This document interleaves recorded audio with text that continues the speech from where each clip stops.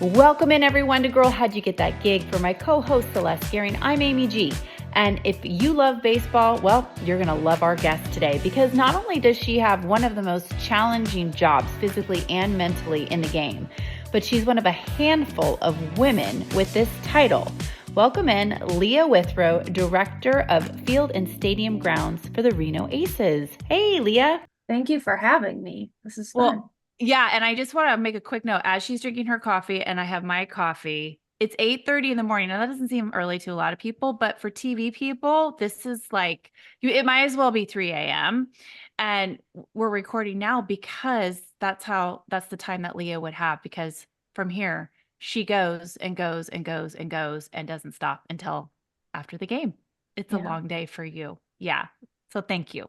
All right, let's get started on your story. I am really excited to hear about your path. I loved meeting you last year at a River Cats game. You're good friends with our play-by-play announcer, Zach Bayruti, and he highly recommended you for the podcast and what you do and what you represent too for so many of us in sports. So when we look, Leah, for guests for our podcast, our goal is always to include every job we can find and think of in the world of sports. And Celeste and I both really felt like by far, so far in our guests, yours is probably the most unique. So, with your title, how do you describe what you do as Director of Field and Stadium Grounds for the Reno Aces? Well, first of all, shout out Zach Bayruti because Yeah. he's the best. And Yeah. I enjoyed his time when he was here in Reno. He's a tremendous human and great at what he does. So Yes, he thank you, is. Zach, for the recommendation. Zach. Um, Basically, my day-to-day job is just overseeing the field as it pertains to safety and playability for our players. So making sure everything is up to major league standards for our players. And then I do oversee, we have a grass seeding berm, plenty of landscape, and then our front yard and landscape. So anything that grows in the stadium is my responsibility, Wow. whether it's good or bad, because we do have a few weeds that grow that aren't supposed to. Yeah. But obviously my main focus is always the field, and then we kind of expand outside of that and make sure the seating berm looks great on Friday nights, so families can come sit and enjoy, and kids can play catch out in the front yard and all the fun stuff. That's all under my umbrella. Wow. Before we get into everything that you do and your role, let's start at the beginning. Where did you grow up? Did you play sports? How did you start loving sports? Yeah, so I grew up in a small ranching town about an hour south of Reno. It's called Gardnerville, Nevada. It's population like 3,000. Not very big, right in the foothills of Tahoe. So Heavenly Village and South Lake are right over the mountain. It's about 20-minute drive, and we're just in the basin there. And I grew up very spoiled having Tahoe in my backyard. I grew up very outdoorsy. My parents and sister and I would always camp and hike and fish and go to the beach and ski. And when you have that at your disposal, it's hard not to dive into all of that Tahoe has to explore. And then I did play a lot of sports growing up.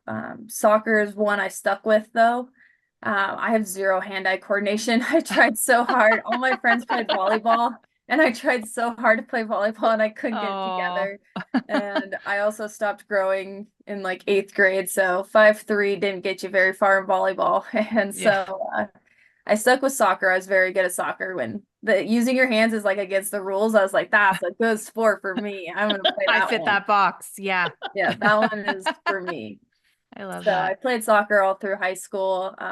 Didn't really have any college ambitions as far as soccer went. I was an average player. I could have gone to D2 school or something just for fun, but kind of wanted to explore other options. I knew it wasn't going to be like a career for me, but I enjoyed being active, having friends, traveling, all the fun stuff that sports allows you to do as a kid.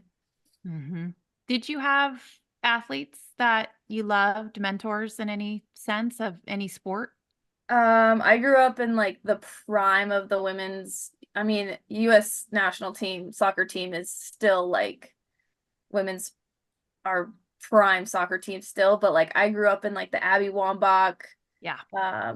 era, and like Well, watching. Rapinoe Yes. was young on that team because Yes. I And remember Abby and Megan came to a Giants game and Megan she was was like just a a baby rookie. then, and Yeah. it was just like that was like I remember watching the Olympics, it's Hmm. Japan or something, and I was just amazed by how successful these women were and how much they had to hurdle over just to get to where they were. And I remember listening to the boys in high school, like talking about the women's national team so highly compared to like the men's national team. And it was just like, so it is equal in some ways because you were following You're this more talking than, about it. so that was a cool time for me to Yeah. be A, playing the sport, and B, to see it be so successful. Like that was like, I think, really the start of what we've seen now in professional women's sports. Well, Celeste and I, we're a little older than you, and we had Julie Foudy on, which is from the 99 team, which really was Yeah. like, it was like mayhem.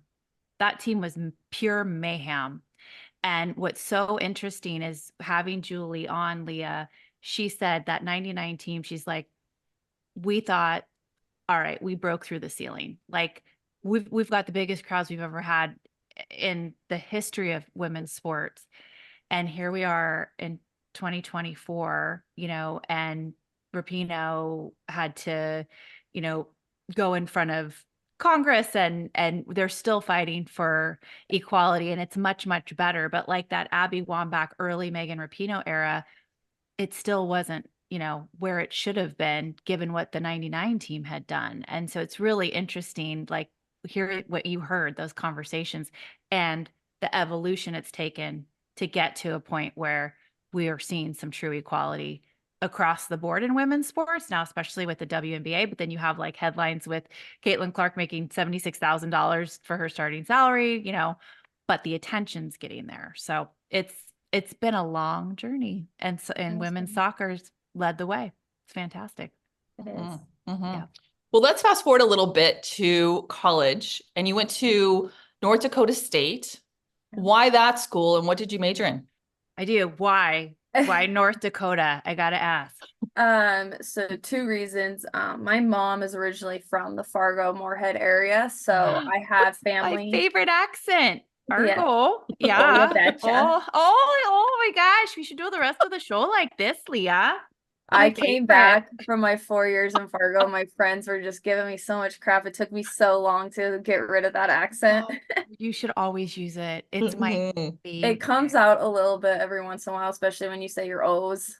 It, Oh, you it'll betcha. it'll drag Yeah. out sometimes, but so my mom's from Minnesota, North Dakota, and I still had her sister and her brother and her dad were still back there, and we'd spend every summer going back to Fargo, and I enjoyed that area. Now I always went in the summer, which was very misleading Very. to what I was Yeah. actually going to experience. You miss But those winter months. Yeah. I do enjoy the Midwest. I loved the people back there, Mhm. just genuine, good humans. And I majored in sports turf management, which Mhm. is very niche major. Yeah. Um, Lots of state schools with big ag departments have it. Michigan State has a huge turf program. Ohio State, Penn State. Does Uh, Davis, Leah? Does Davis have it? They used to, and Okay. San Luis Obispo used to have one as well. Hmm. Now it's we're kind of on a downtrend of that being so my bachelor's of science is in sports field management. But now you can get a degree in or bachelor's of science in horticulture, but it's like area specific to sports turf. So your BS is in horticulture, but does have turf classes still. Wow. So with that, like, how do you break down what turf grass management is because Celeste and I had never heard of that before, even though I went to Davis, which is an ag school, but I studied communications. I didn't like interact with any type of science as I wanted to stay as far away from science as I could. So what in layman's terms, what are you studying? Yeah, so it's basically just a lot of biology and horticulture, a lot of plant sciences. So North Dakota State's a huge ag school, big farm school. So Mm. a lot of my classes were crop and weed science classes. So, and I minored in crop and weed science because the overlap was so much. I didn't even have to apply for the minor. I just had it and I just had to declare it. Claim it. Yeah. Yeah, I didn't have to take any extra classes for it. So I was like, okay. So it's a lot of managing pests. So, weeds, uh, I hated insects. I hated my bug classes, but Is that taking entomology? Is that what that's called? entomology, I hated entomology. I don't know Yeah. how I got out of that lab, but I got out of the lab, so I didn't have to dissect them. But I was just like, Yeah. I Gross. don't do bugs. No. So it's a lot of that class. Soil science is a huge Mhm. part of it because so much of the plant relies on nutrients from the soil, and Mhm. I loved soil science. I love playing in the dirt. Mhm. And then a lot of turf classes like specific to managing quote unquote the crop that is turf grass. Mhm. Mhm. So and then you had to memorize all the different types of grasses, the rye and the Kentucky bluegrass and the Bermuda and the fescues, and there's like 50 different grasses you had to know and how high you can cut each one and what nutrients each one's Wow. requires and what is more susceptible to certain diseases and what areas of the country you can and can't grow these grasses and what they're used for. So certain grasses, especially as it pertains to like golf courses, there's Mm. so many different levels. There's like the rough, then you have the fairway, then you have the green and the tee boxes, and all those are different grasses sometimes. So Yes. Yes. managing those as to what they are used for as it pertains to soccer or football or baseball, sports side, um, depends what kind of country you're in. Do you have a roof, a retractable roof? Do you have shade issues? What's your water quality like? Being in the Sierra Nevadas, we have really great water, almost too good to the point where it does leach nutrients out of our soil. So we have to dirty our water so it doesn't do that. There's a lot of different things that you don't think about when you're like, No. oh, just like Yeah. the normal homeowner looks at their lawn and they're like, just make sure the water turns on Yeah. today. But Yeah. The green. Darn, I have a brown spot. The dog keeps peeing there. Like, how do I fix that? Yeah. Right. Well, it before I is ask my next question, Leah, how many women were in your classes? just me. Just you. So Wow. And what year is this? What year are you in school that you're the only one? 2014 to 2018. And there was only one other woman that I know of that had graduated before me. And then I've been the last so far in that program. In that program at that school. At that school, yes. Okay. Okay. What was that experience like for you? How were you treated? It was weird, but also like growing up, I was always more of a tomboy. Like I always had more guy friends. My mom would always joke that like I'd always get invited to the dinosaur and Tonka truck parties and none of the Barbie and princess parties as a kid. Because I like to play with Legos and I like to do blocks and play in the sand. And I wasn't a baby doll girl. I wasn't a Barbie Yeah. kid. I was very tomboyish as far as that went. So like I've always had more guy friends, I guess. So it wasn't weird that way. It was an adjustment to realize how weird it looked to them. Because for me, I just walked into the classroom and I was like, oh, this is just what it is. And when they saw me walk into the classroom, seeing their perspective was completely different than mine. They're like, Mhm. what is that? What is Yeah. that? Mhm. Well, Leah, similar to you, I grew up in a really small town. We had one stoplight, 3,600 people. And my dad's a potato farmer in Idaho. So, lots of what you're talking about, the soil and a lot of the science they use, right? But there's also so much going on with technology, and that's farming. But as a groundskeeper, how much are you using technology in your day-to-day job? Hmm. Quite a bit. I mean, I rely on my equipment obviously more than anything because I can't do everything by hand or I would be exhausted. So my equipment is everything. We just got a new mower. I also You got a excited about that, Leah? I You're am. excited That was about like that. new Yeah. Christmas for It's me. like Christmas. We didn't get the fancy GPS one, but it is still really nice. Yeah. But the biggest improvement to technology I've gotten is And the Giants use them too, those auto mowers. Mhm. I see them out We got a there. small one for our grass seeding berm just Mhm. because I have a really small staff. I only have 2 full-time people under me, Oh and my then I gosh. have an intern that's only here for the summer.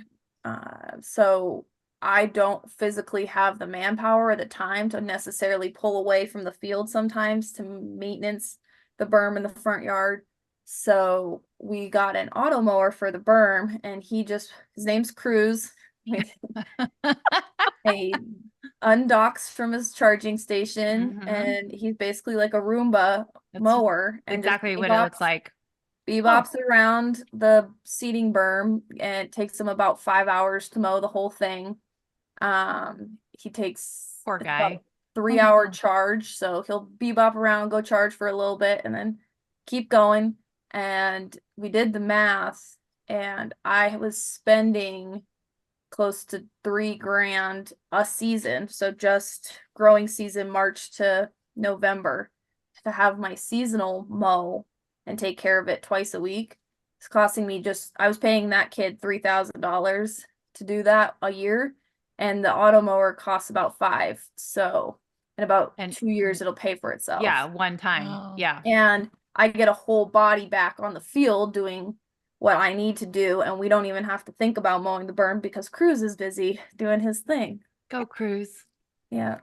Best employee ever. They never talk Yep. back, Nope. right? Shows up on time. Don't complain. Yeah, Exactly. it's interesting that the farming conversation, because I grew up in Sonoma County. I've been here I've gone other places, but basically my whole life. Farming's huge here. And I just joined Sonoma County Wine Growers, which is an association, a trade association to promote and market our wine grape growers, our farmers that grow wine grapes. And there's so much technology that we're now talking about. It's a little out of my wheelhouse. I'm learning as I go. But one of the things that seems to be one of the biggest improvements regarding technology is like soil testing. Yep. So in the vineyards, they would dig holes in different spots and test the soil, but that wasn't necessarily representative of the whole area, the whole vine. And so now they have it reminds me like the Terminator, like this digital graph goes out and can test a huge area. So you know where the nutrients are needed. And then I love like they'll plant like cover crops Yep. to give the grapes nutrients. I know I'm like geeking out because I'm like, oh, I just thought they were pretty little flowers, that just grew there. But everything has a purpose and strategy involved in taking care of the land. Yep. And it's fascinating. It's actually just fascinating to me. So, Yeah, yeah, Greg Elliott, the giants. Yeah, director of field ops for the San Francisco Giants, he just got a couple years ago a drone. He'll fly mhm, over his field, and he can shoot infrared that's what it pictures to is. see where he's like compacted, especially Yep. after like a concert or event. Yes. He can Yes. really dial in where he needs to aerate or go resod instead of wasting time doing the entire field or Right. overdoing one spot, or where he's overwatering. He can really dial in certain problem areas, and like the technology never existed 5 years ago. And so it's crazy to see how fast it's developed. Oh my gosh, for sure. So I don't think your family was surprised at what you decided to do, but what was the reaction when you're like, I want to, take care of baseball fields? Um, it's kind of a toss up. My dad was very excited because my dad's a big sports guy. We always had a game of some kind on in the Yeah, house at whatever season. It was basketball, hockey, football, baseball. Every weekend, I remember there was some game on the TV as he bebopped around the house between mowing and doing his chores. There was always a game on.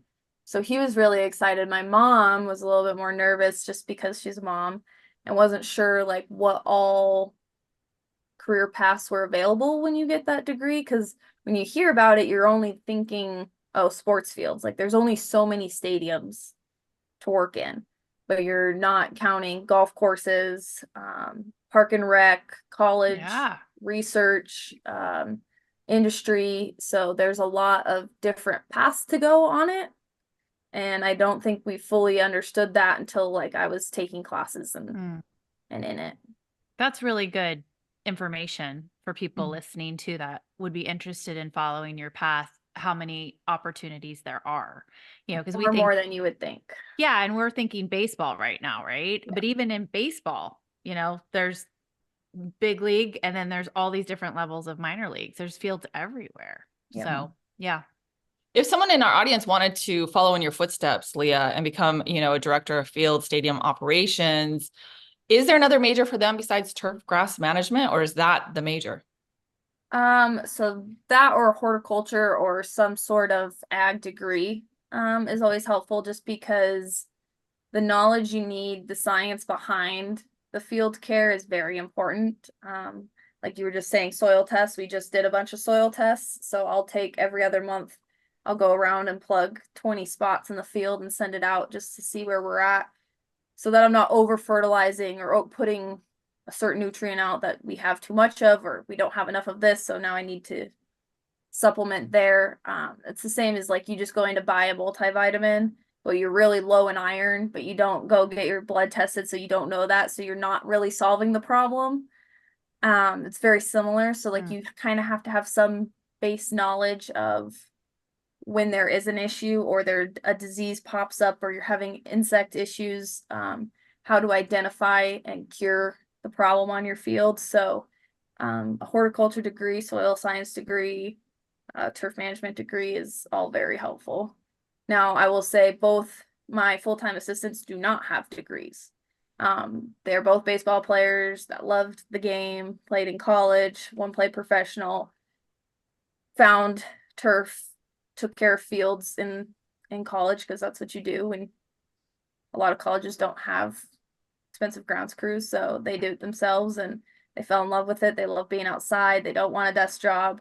I can teach you a lot of the turf stuff, and they did end up getting a certificate from Ohio State. They took like a online class so that they could understand some of those basics of why we do what we do. But I would say, me personally, I hire based on if you're a good person, if you show up on time, if you're easy to work with. We work crazy hours, so I'm not gonna put up with somebody who's hard to work with and is dragging the team down. Those things I can't teach, but I can teach you soil science and I can teach you how to grow grass.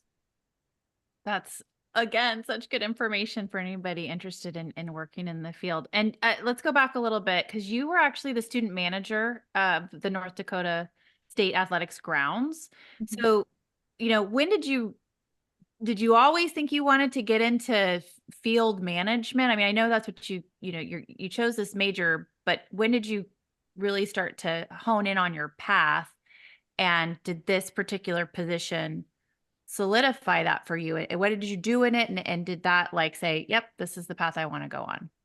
So actually what kind of started this all, I was always on the engineering path because I was very puzzle oriented. I like to solve puzzles. I like to be like working with Legos. my hands. So like any career aptitude test they make you take in high school was like always engineering, engineering, engineering. And so I had toured North Dakota State for engineering and just saw that they had sports turf management. And I was like, well, I like sports and I like to be outside. So we're here, might as well hear what this is about. And we met with the department head and he kind of explained again, like the different career paths there were, what your class schedule would look like, stuff like that. So it was like food for thought, but I was still on the engineering path. And then I took calculus my senior year of high school. And I was like, there is just no chance I'm going to be able to do this for 4 more years. I was very good at math, always in advanced math, and then calculus is just anti-math. It's just not math. I didn't know what was going on. I was lost for a whole year. Agree. I had to go pass fail my senior year with calculus because I just couldn't. It did not make sense. I couldn't do it. So I started looking more into turf, and my senior year of high school, my grandparents were snowbirds and they would spend winter in Arizona. Sorry, my assistants just got here, so they're saying hi. Hello. We heard Leah likes you and you don't give her problems. They're the best.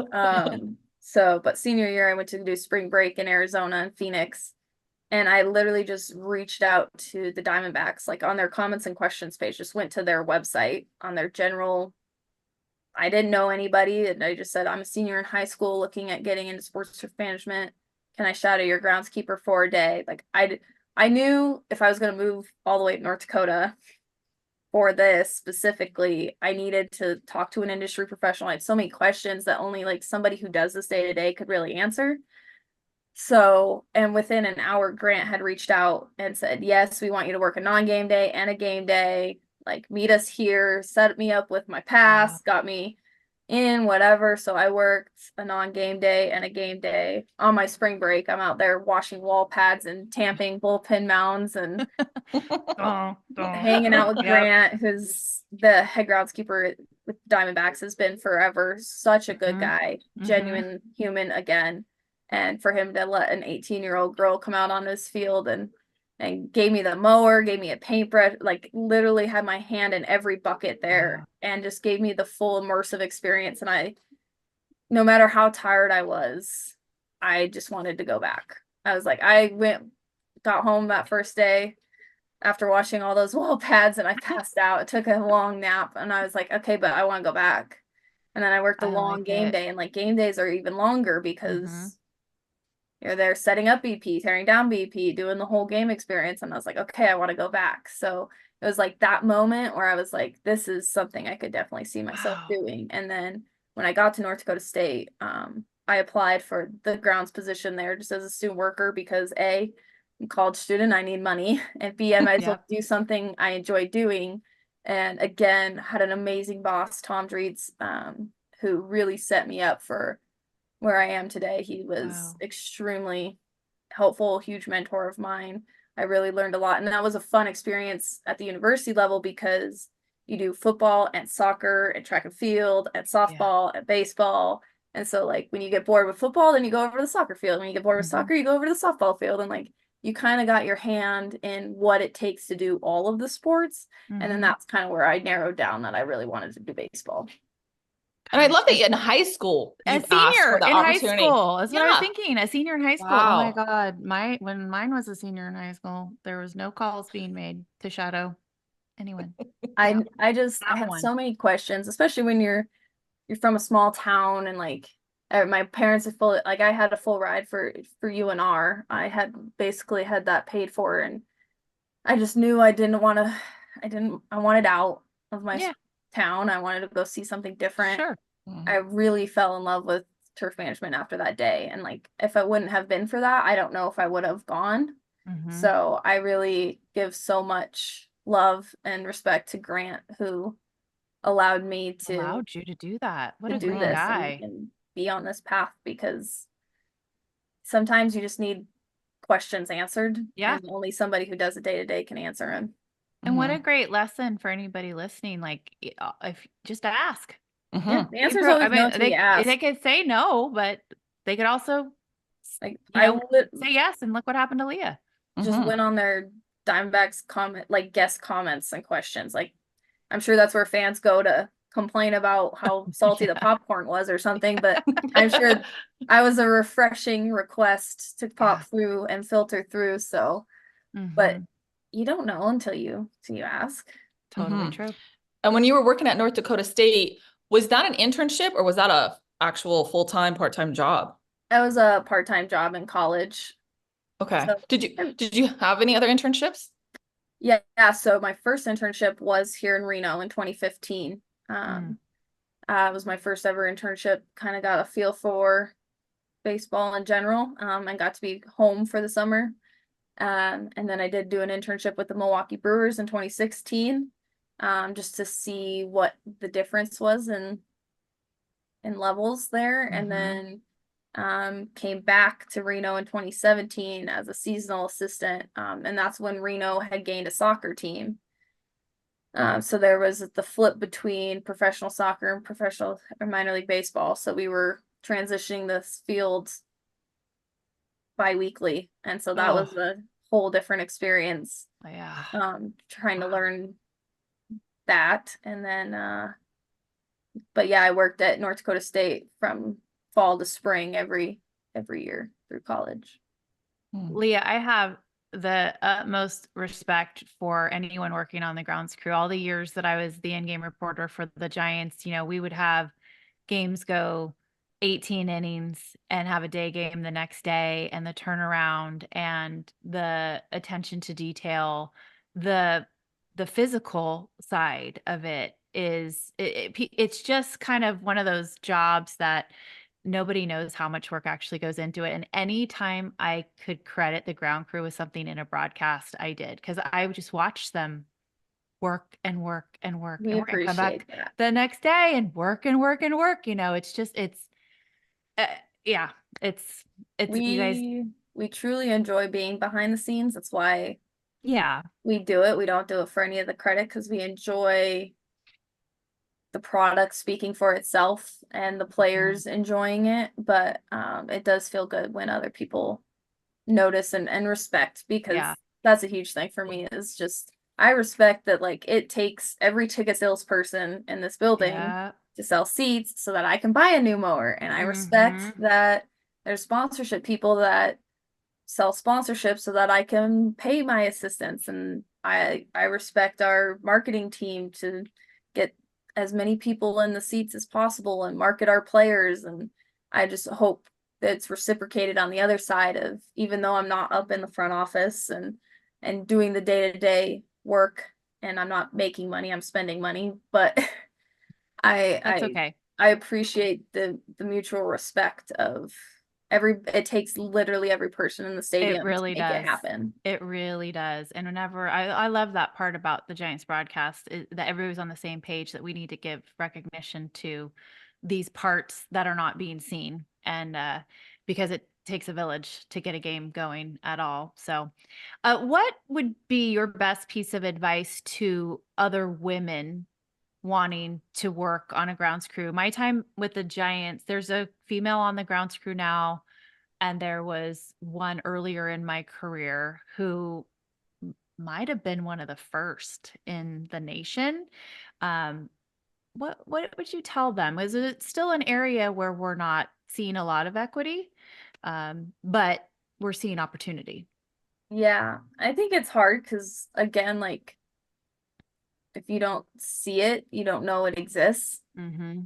Like, thankfully I had Nicole Sherry, who's the head groundskeeper for the Baltimore Orioles. Mm-hmm. She was who I looked up to and I saw when I started doing all my research into this industry, to see if this was even a thing that I could do as a woman, because you don't physically see yourself represented, which can be Yes. kind of scary when you're trying to, you get excited about something. Like after that thing with Grant, I was all excited, and then you start realizing you're the only one in the class and you're the only one in your internship and you're the only one, and you're like, oh crap, like, can I, am I supposed to be here? Like, can I do this? Like, the self-doubt like creeps in slowly just because you're not seeing people do it that look like you. And I would say don't let that discourage you, because you're more than welcome in any space that you want to be in. I think the lack of representation is starting to turn. I just had a female intern last season. She's going to Auburn for turf. It was her first ever internship as well, so it was a lot of learning of the equipment and how a baseball game works and how stadium works, and she really fell in love with it because she took the chance. She drove all the way from Auburn, Alabama to Reno to spend the summer with me because she wanted to work under a female, which is hard to do, and you only have four choices. Wow. At the minor league level or across baseball? In all 150 professional baseball teams. There's two female head groundskeepers in Major League Baseball, Nicole and Heather Nabosny in Detroit. Detroit. And yep. Yep. And then myself in Reno for the minor league. And then Morgan Hunter is the Tri-City River Bandits head groundskeeper. So What are they? What affiliate are they with? Royals?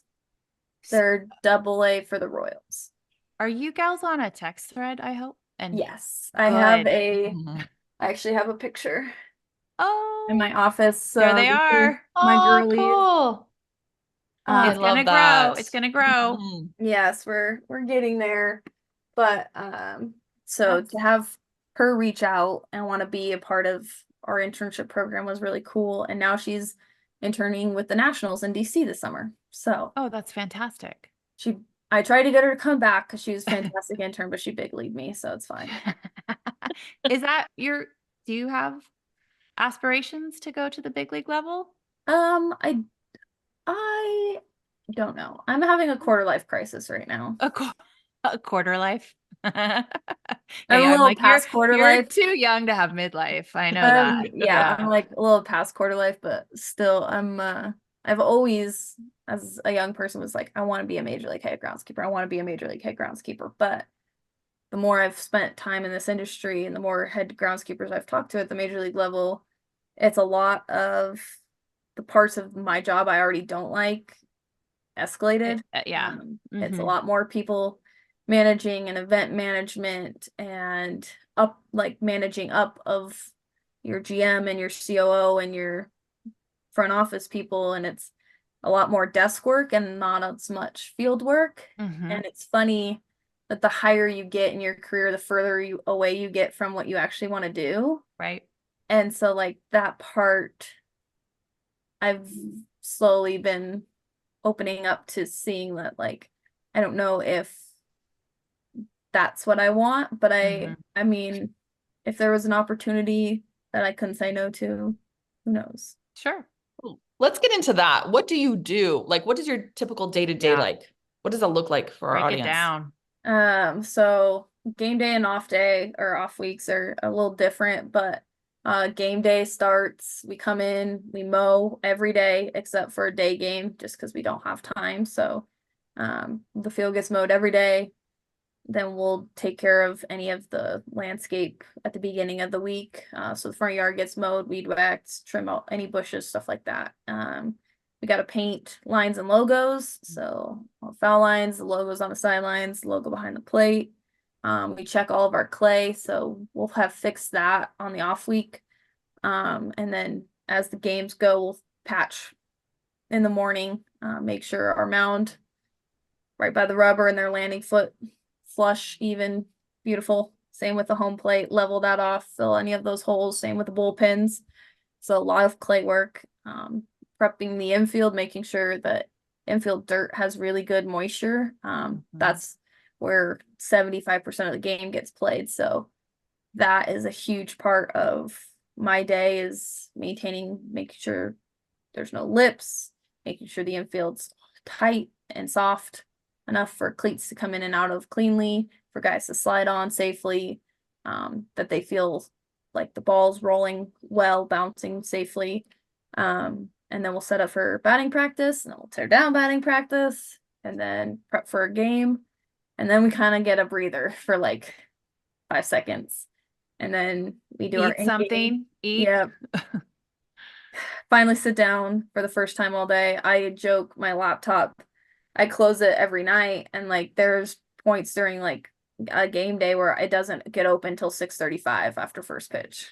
Like I just don't sit at my desk. Like my job is, and my first priority is always going to be the field and whatever emails and other stuff, unless it's dire, which it never is. There's no email in which I'm going to save the world. So everybody just calm down on the emails. I'll get to it. I love that you brought up the lines too, because I just went to Japan and we went to a baseball game there to see what it was like. And they didn't have the lines between first and second and third. And my husband and I were the whole entire time are like, it was like something was off because the lines weren't on there, you know? It's just, there's so much that goes into a field. They didn't have a line down first base line? No. It was so weird. I didn't know that. Yeah. So I have a lot of different questions going through my head. One is, what happens if you get sick? You don't. Okay. I push through. I'm not around enough people because my office is in center field and all the front office is by home plate. So I don't interact with a lot of people or the general public. So I'm not exposed as much as other people are. I also think the amount of vitamin D I get in a day has severely enhanced my immune system compared to the killed any virus that's entered you. Yes.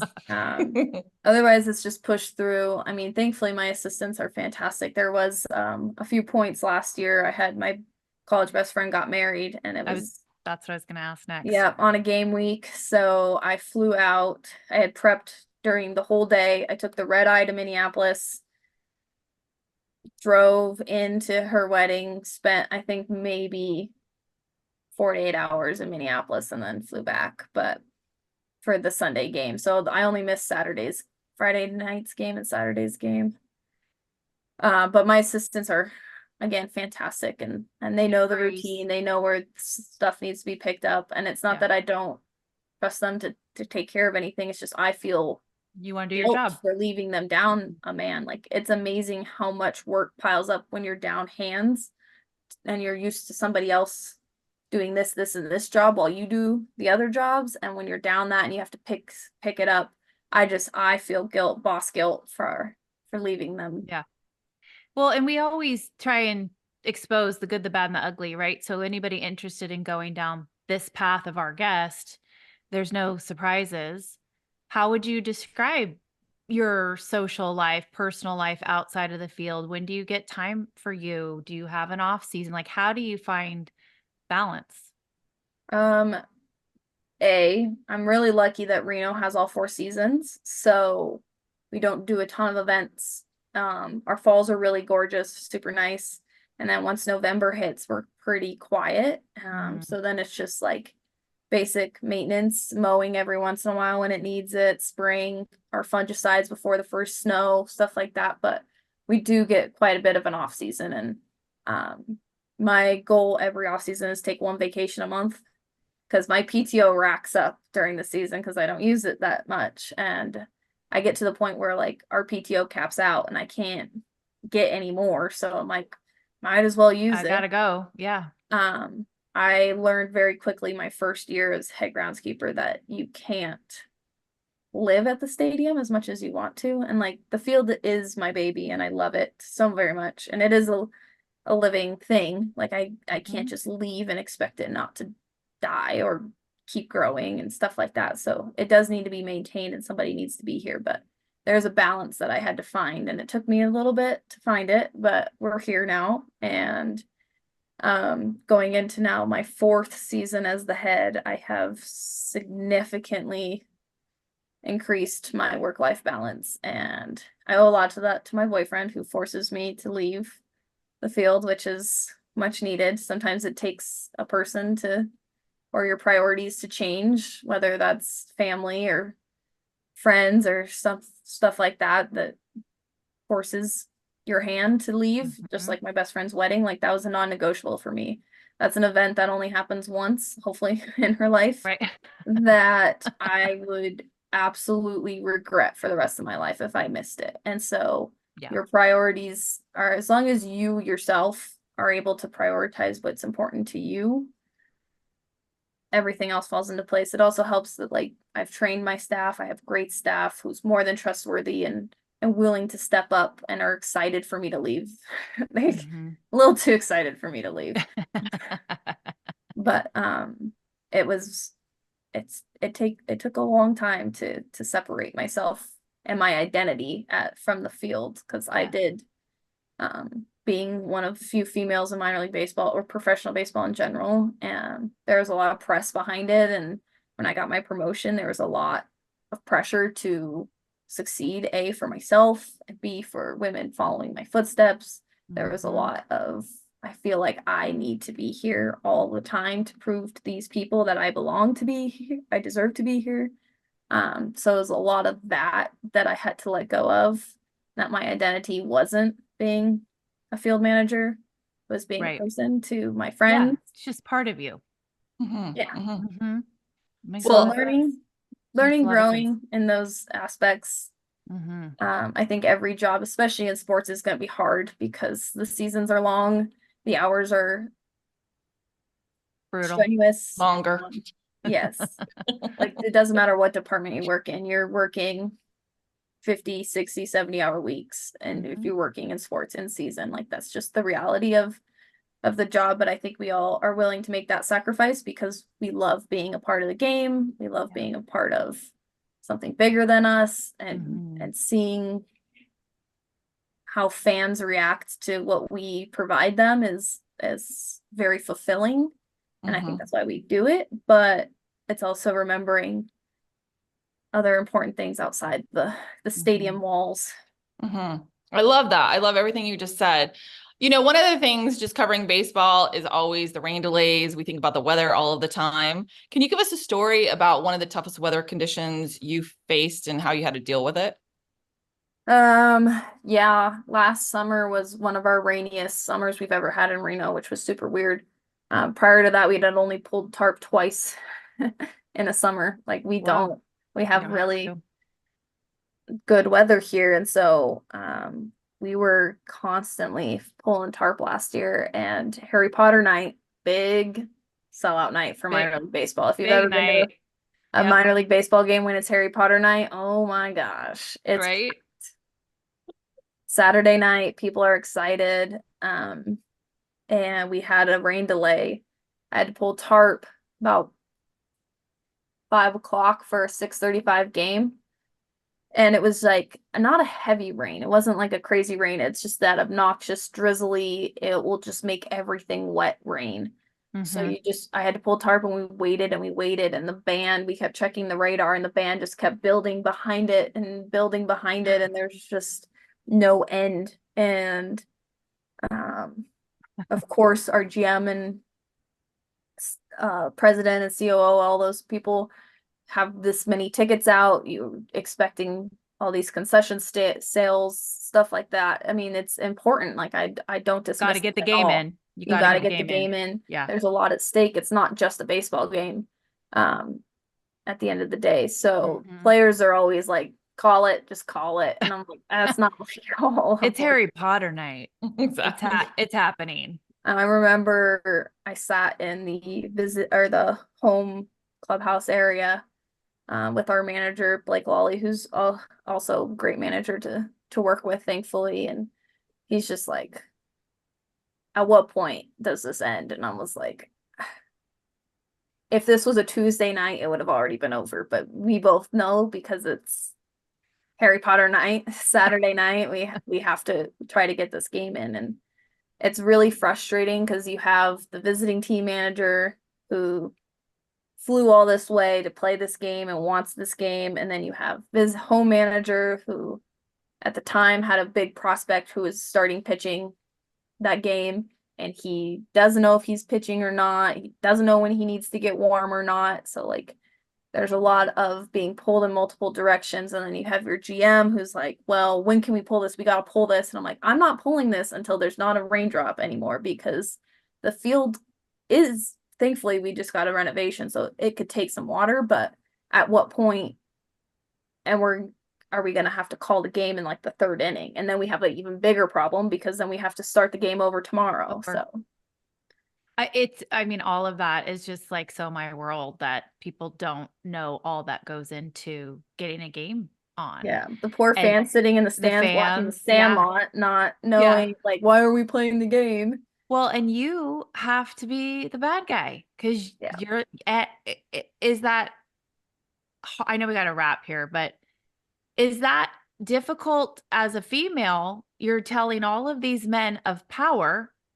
no, I'm not pulling that tarp until it's safe to play the game and we can get enough in to make it a game. It can be hard. It depends on your relationship with all those parties. Thankfully, like my manager knows and respects me, so he knows I will not jeopardize his players.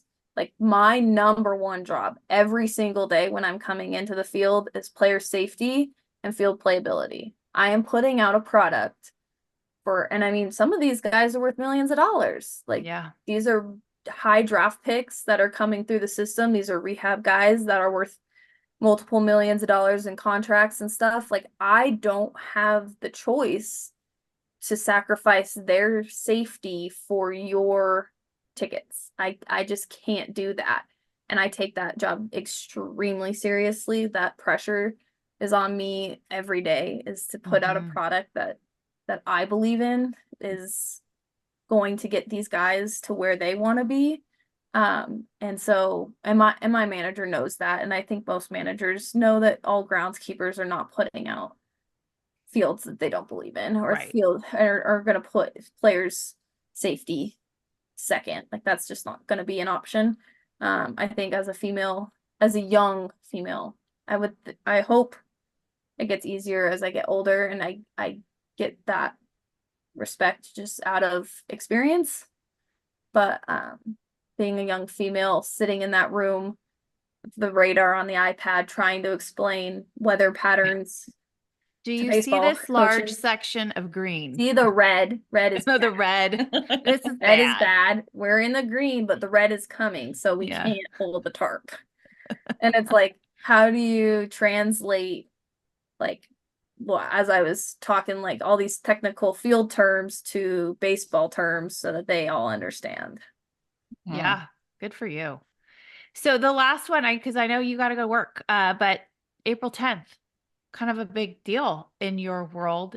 Reno, the city of Reno has declared April 10th Leah Withrow Day. Yeah. We are talking to a superstar, Celeste. Absolutely. Yes. How did this come about? Oh, look, we got her. How did that come about and what was your reaction? So nobody told us anything. The mayor reached out to our VP of communications and was just like, we'd like to honor Leah at the next city council meeting. It's April 10th at 10 o'clock. Can you guys be there? And they're like, yeah, sure. Like, what do you need from us? What's this about? We sent over like a bio and a headshot and all the stuff that they needed. And then we kept reaching out, being like, what's this about? Like, what can we expect? Like, what do you like? And no one was responding. So like we just showed up to city council. Like I had invited my parents and my assistants came, and then some people from the front office came.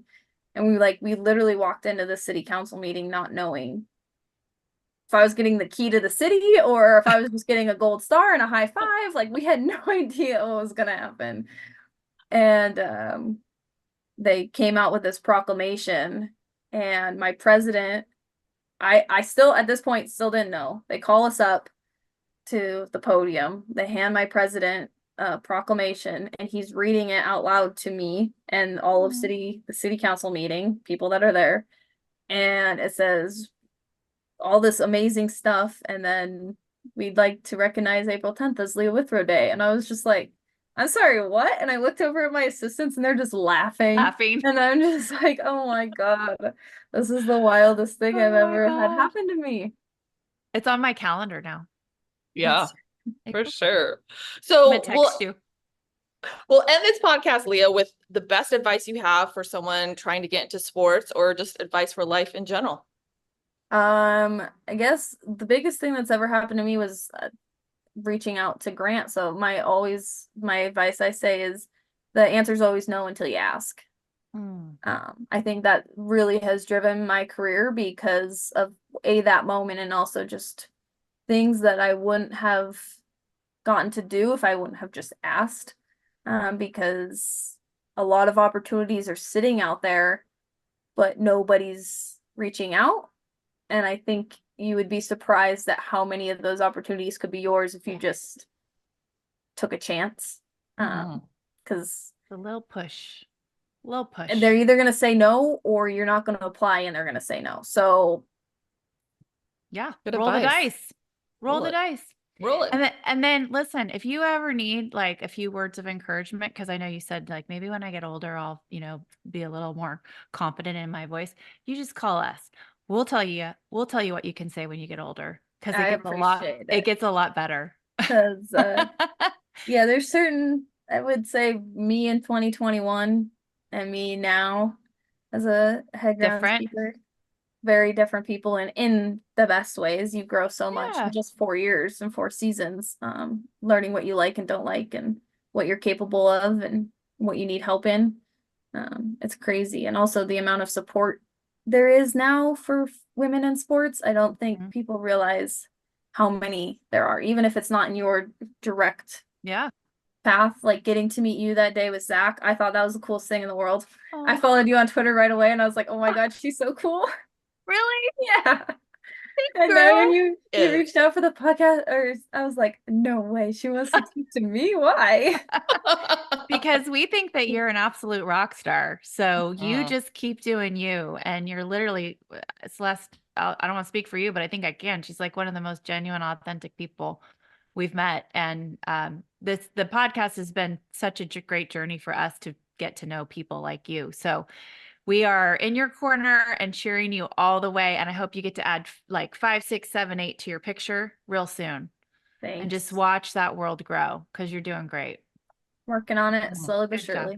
Good. And then Mhm. make And sure you're you go on trailblazing. vacation. Yeah, you are a Yeah. trailblazer. You're trailblazing for women. Good job.